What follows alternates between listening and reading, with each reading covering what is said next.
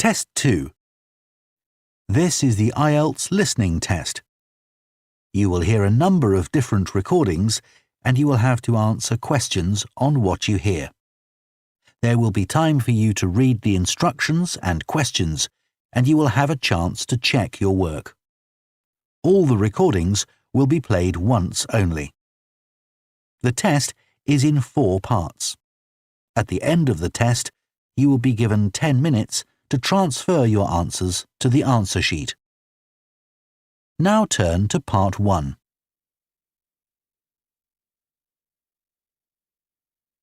Part 1. You will hear a woman phoning a company that converts old photographs to digital format. First, you have some time to look at questions 1 to 3.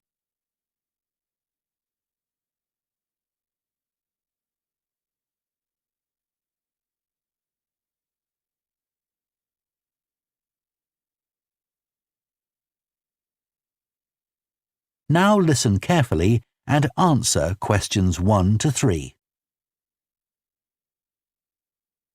Hello, Picture Rep. Can I help you? Oh, hi. I saw your advertisement about copying pictures to disk, and I'd like a bit more information about what you do. Sure. What would you like to know? Well, I've got a box full of old family photos that's been up in the attic for years. Some of them must be 50 or 60 years old, and I'd like to get them converted to digital format. Sure, we can do that for you. Right. And what about size? The photos are all sorts of sizes. Are there any restrictions? Well, the maximum size of photo we can do with our normal service is 30 centimetres, and each picture must be at least 4 centimetres. That's the minimum we can cope with. Well, that should be fine. And some of them are in a frame. Should I take them out before I send them? Yes, please. We can't copy them otherwise. And also the photos must all be separate. They mustn't be stuck into an album. OK, that's not a problem. So can you give me an idea of how much this will cost? I've got about 360 photos, I think. We charge £195 for 300 to 400 photos for the basic service. OK, and does that include the disc? Yes, 1 disc, but you can get extra ones for £5 each. That's good. So do I need to pay when I send you the photos? No, we won't need anything until we've actually copied the pictures. Then we'll let you know how much it is, and once we've received the payments, we'll send the parcel off to you. Right. Before you hear the rest of the conversation, you have some time to look at questions 4 to 10.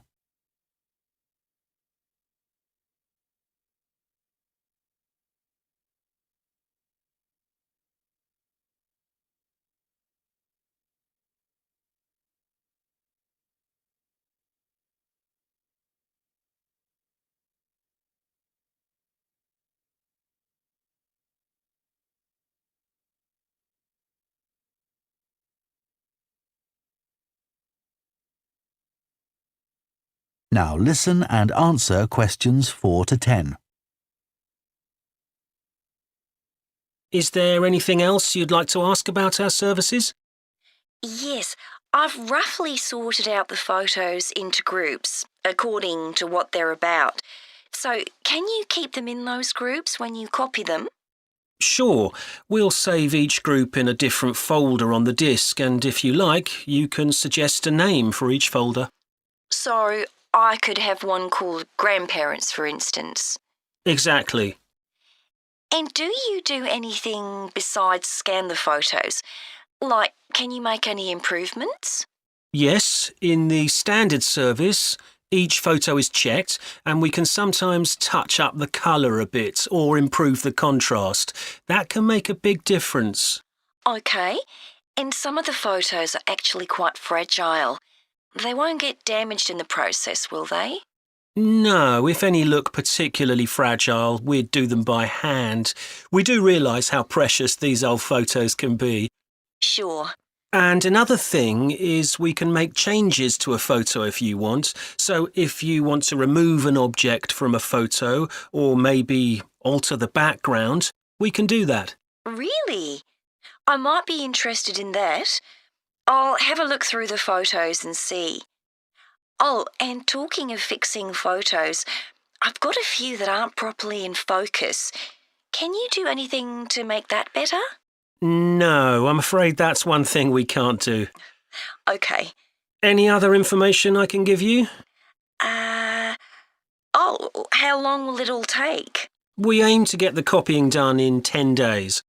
Fine. Right, well, I'll get the photos packed up in a box and post them off to you.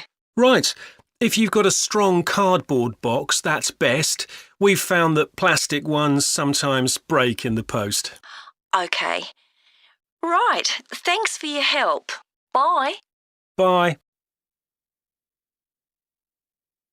That is the end of Part 1. You now have half a minute to check your answers to Part 1.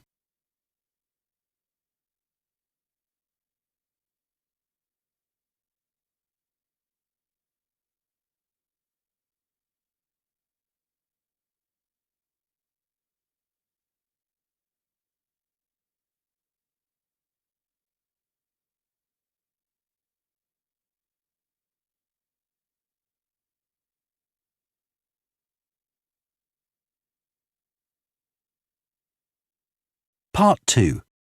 You will hear a head teacher talking to parents of pupils about changes at the school. First, you have some time to look at questions 11 to 15.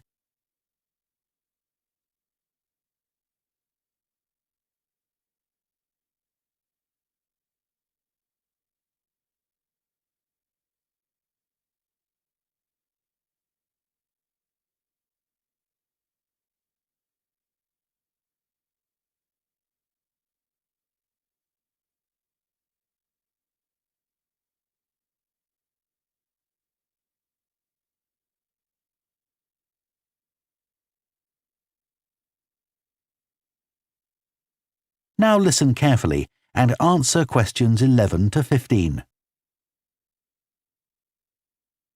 Good morning, and thank you for coming here today. I'd like to bring you up to date with changes in the school that will affect your children. As you know, the school buildings date from various times, some from the 1970s, some from the last 5 years, and of course, Dartfield House is over a century old. It was commissioned by a businessman, Neville Richards, and intended as his family home, but he died before it was completed. His heir chose to sell it to the local council, who turned it into offices. A later plan to convert it into a tourist information centre didn't come about through lack of money, and instead it formed the nucleus of this school when it opened 40 years ago.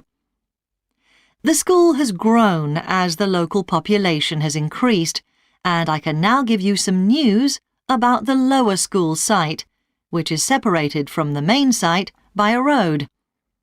Planning permission has been granted for development of both sites. The lower school will move to new buildings that will be constructed on the main site. Developers will construct houses on the existing lower school site. Work on the new school buildings should start within the next few months.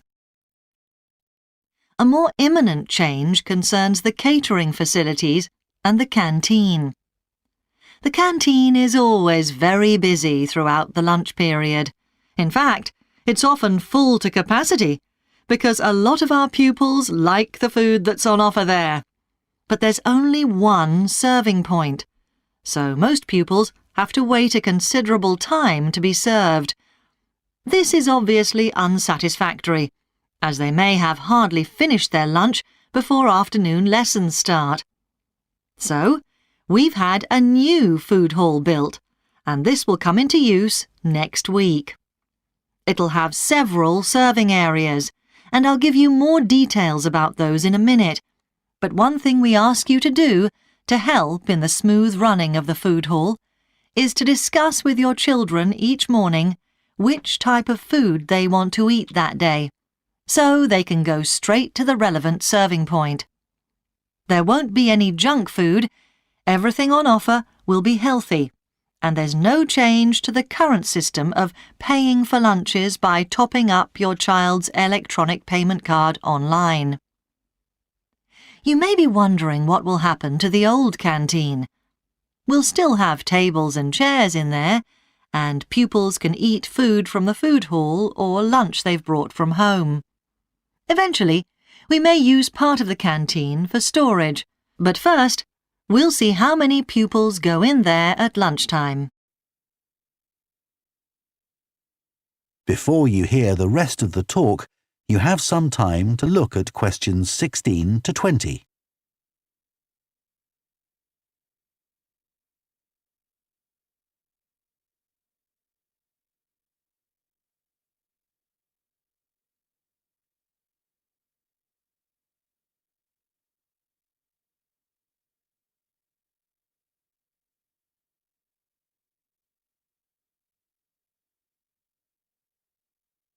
Now listen and answer questions 16 to 20. OK, back to the serving points in the food hall, which will all have side dishes, desserts and drinks on sale, as well as main courses. One serving point we call World Adventures. This will serve a different country's cuisine each day. Maybe Chinese one day and Lebanese the next. The menus will be planned for a week at a time, so pupils will know what's going to be available the whole of that week. Street life is also international, with food from 3 particular cultures. We'll ask pupils to make suggestions, so perhaps sometimes there'll be food from Thailand, Ethiopia and Mexico, and then one of them will be replaced by Jamaican food for a week or 2. The Speedy Italian serving point will cater particularly for the many pupils who don't eat meat or fish. They can be sure that all the food served there is suitable for them. There'll be plenty of variety, so they shouldn't get bored with the food. OK, that's all on the new food hall. Now, after-school lessons. These are very popular with pupils, particularly swimming. In fact, there's a waiting list for lessons. Cycling is another favourite, and I'm delighted that dozens of pupils make use of the chance to learn to ride in off-road conditions. It means that more and more cycle to and from school every day. As you know, we have a well-equipped performance centre, and we're going to start drama classes in there too. Pupils will be able to join in just for fun, or work up to taking part in a play. We hope to put on at least one a year. We already teach a number of pupils to use the sound and lighting systems in the centre, and a former pupil has given a magnificent grand piano to the school, so a few pupils will be able to learn at the school instead of going to the local college, as many of them do at the moment. That is the end of Part 2. You now have half a minute to check your answers to Part 2.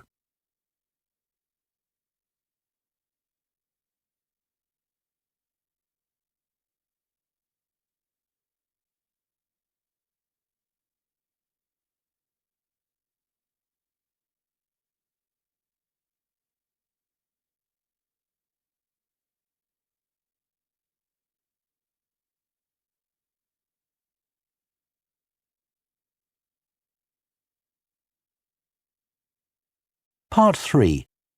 You will hear 2 psychology students called Luke and Susie discussing their assignment on sleep and dreams. First, you have some time to look at questions 21 to 24.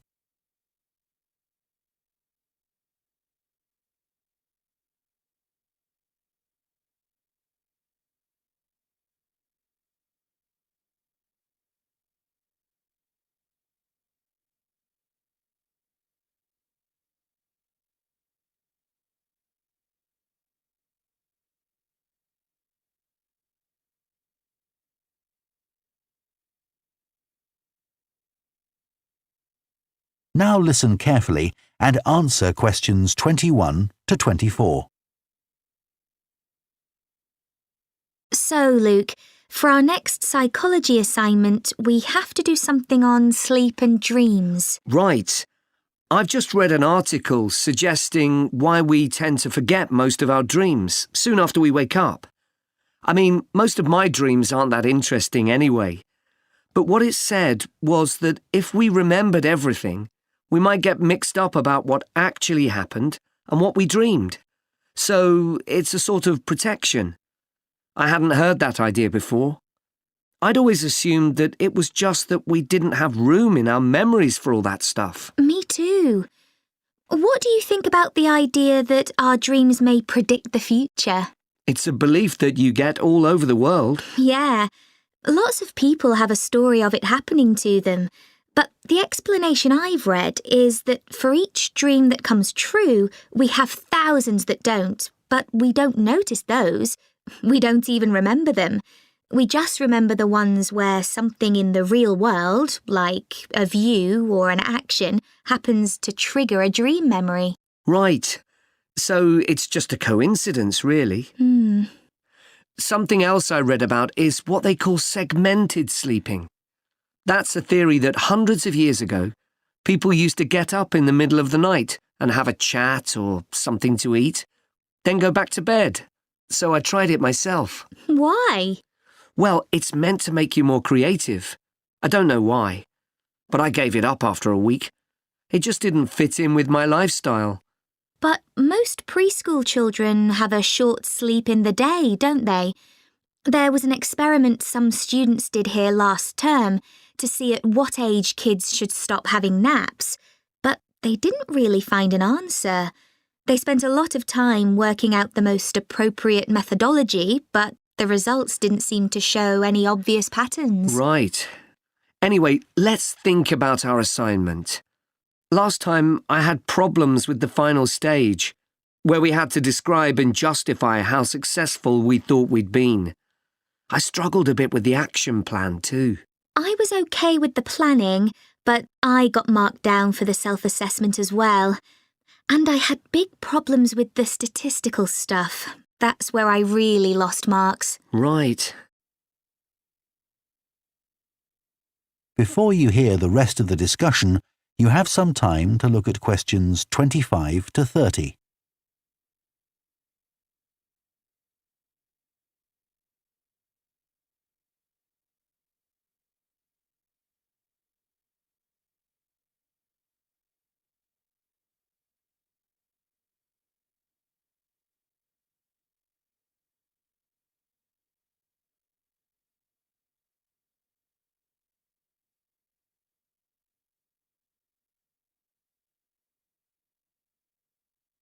Now listen and answer questions 25 to 30. So, shall we plan what we have to do for this assignment? Okay. First, we have to decide on our research question.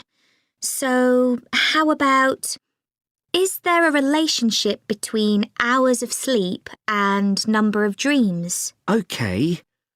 Then we need to think about who we'll do the study on. About 12 people? Right. And shall we use other psychology students? Let's use people from a different department. What about history? Yes, they might have interesting dreams. Or literature students. I don't really know any. OK, forget that idea. Then we have to think about our methodology. So we could use observation, but that doesn't seem appropriate. No. It needs to be self-reporting, I think. And we could ask them to answer questions online. But in this case, paper might be better, as they'll be doing it straight after they wake up. In fact, while they're still half asleep. Right. And we'll have to check the ethical guidelines for this sort of research. Because our experiment involves humans, so there are special regulations. Yes. I had a look at those for another assignment I did. There's a whole section on risk assessment and another section on making sure they aren't put under any unnecessary stress. Let's hope they don't have any bad dreams. Yeah. Then, when we've collected all our data, we have to analyse it and calculate the correlation between our two variables. That's time sleeping and number of dreams, and then present our results visually in a graph. Right, and the final thing is to think about our research and evaluate it. So that seems quite straightforward. Yeah. So now let's get started. That is the end of Part 3. You now have half a minute to check your answers to Part 3.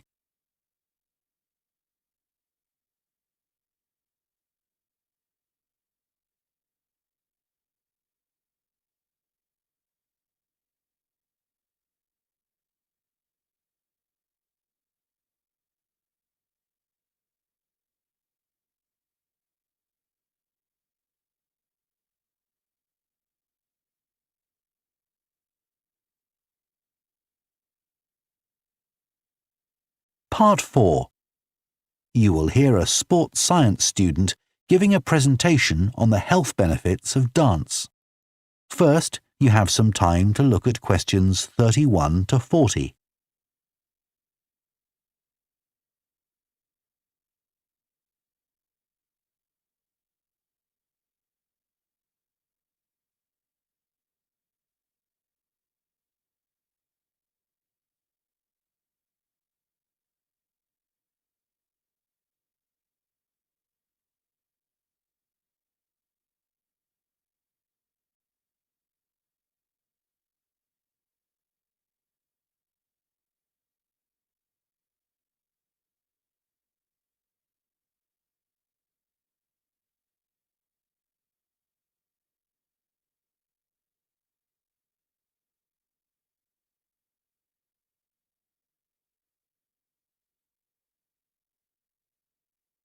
Now listen carefully and answer questions 31 to 40.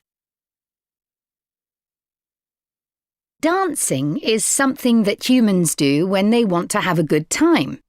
It's a universal response to music found in all cultures. But what's only been discovered recently is that dancing not only makes us feel good, it's also extremely good for our health. Dancing, like other forms of exercise, releases hormones, such as dopamine, which make us feel relaxed and happy. And it also reduces feelings of stress or anxiety. Dancing is also a sociable activity, which is another reason it makes us feel good. One study compared people's enjoyment of dancing at home in front of a video with dancing in a group in a studio. The people dancing in a group reported feeling happier, whereas those dancing alone did not. In another experiment, university researchers at York and Sheffield took a group of students and sent each of them into a lab where music was played for 5 minutes. Each had to choose from 3 options: to sit and listen quietly to the music, to cycle on an exercise bike while they listened, or to get up and dance. All were given cognitive tasks to perform before and after. The result showed that those who chose to dance showed much more creativity when doing problem-solving tasks. Dr. Lovett at the University of Hertfordshire believes dance could be a very useful way to help people suffering from mental health problems. He thinks dance should be prescribed as therapy to help people overcome issues such as depression.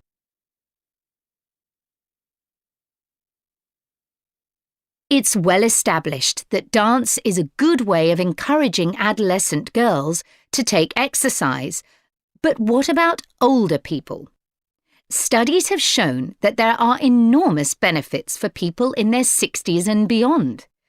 One of the great things about dance is that there are no barriers to participation. Anyone can have a go, even those whose standard of fitness is quite low. Dance can be especially beneficial for older adults who can't run or do more intense workouts, or for those who don't want to. One 2015 study found that even a gentle dance workout helps to promote a healthy heart. And there's plenty of evidence which suggests that dancing lowers the risk of falls, which could result in a broken hip, for example, by helping people to improve their balance. There are some less obvious benefits of dance for older people too. One thing I hadn't realised before researching this topic was that dance isn't just a physical challenge. It also requires a lot of concentration, because you need to remember different steps and routines. For older people, this kind of activity is especially important because it forces their brain to process things more quickly and to retain more information. Current research also shows that dance promotes a general sense of well-being in older participants, which can last up to a week after a class.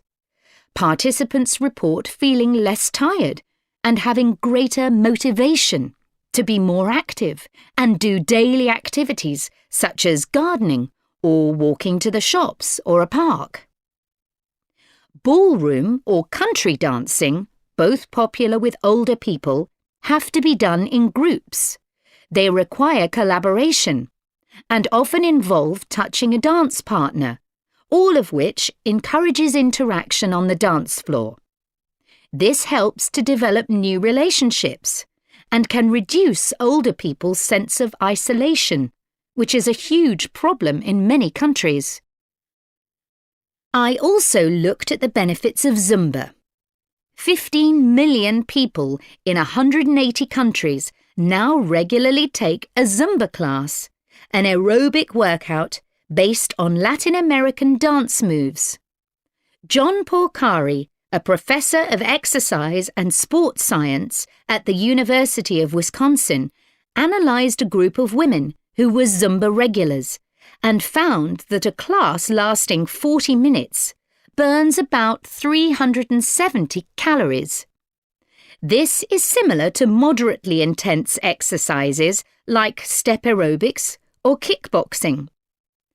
A study in the American Journal of Health Behaviour showed that when women with obesity did Zumba 3 times a week for 16 weeks, they lost an average of 1.2 kilos and lowered their percentage of body fat by 1%. More importantly, the women enjoyed the class so much that they made it a habit and continued to attend classes at least once a week. Very unusual for an aerobic exercise program. Dance is never going to compete with high-intensity workouts when it comes to physical fitness gains, but its popularity is likely to keep on rising because it's such a fun way to keep fit. That is the end of Part 4. You now have 1 minute to check your answers to Part 4.